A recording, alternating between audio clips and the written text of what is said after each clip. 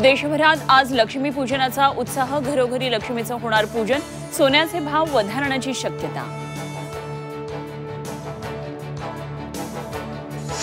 मुंबईला प्रदूषणाचा विळखा, दिवाळी सुरू होताच मुंबईतल्या हवेची गुणवत्ता खालावली, अनेक भागात हवा गुणवत्ता निर्देशांक 200 च्या पार। छत्रपती संभाजीनगरचे राजकारणी एकाच फ्रेममध्ये, कट्टर राजकीय विरोधक दिवाळीनिमित्त एकत्र, खैरे, दानवे, शिरसाट, जलील एकत्र फोटो व्हायरल।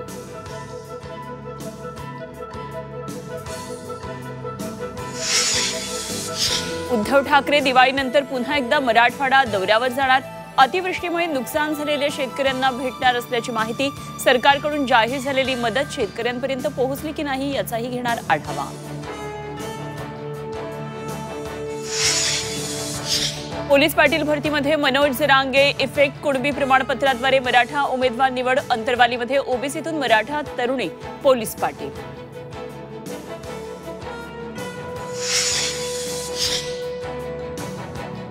फडणवीसांमुळे ओबीसींचं 27% आरक्षण वाचलं, महसूल मंत्री बावनकुळेंचा दावा, तर कुण्या सरकारची पुण्याई नाही, ओबीसी आरक्षण कोर्टानं वाचवलं, वडेट्टीवारांचं बावनकुळेंना प्रत्युत्तर।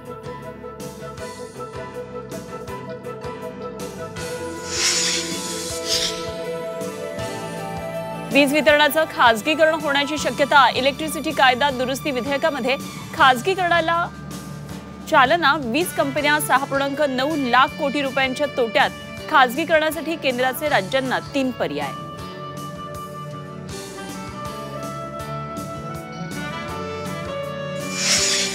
आकर्षक फुलांनी विठ्ठल रुक्मिणी मंदिर सजलं, दीपावलीनिमित्त मंदिरामध्ये फुलांची सजावट, 1,500 ते 2,000 किलो फुलांचा वापर।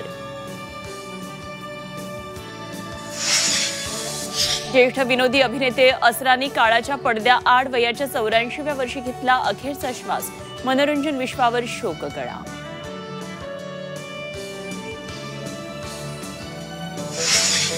आणि डोनाल्ड ट्रम्प यांची पुन्हा एकदा भारताला धमकी, भारतानं रशियाकडून तेल खरेदी थांबवावी, अन्यथा सध्यापेक्षा अधिक टॅरिफ लादू, ट्रम्प यांच्या धमकीचा पुनरुच्चार।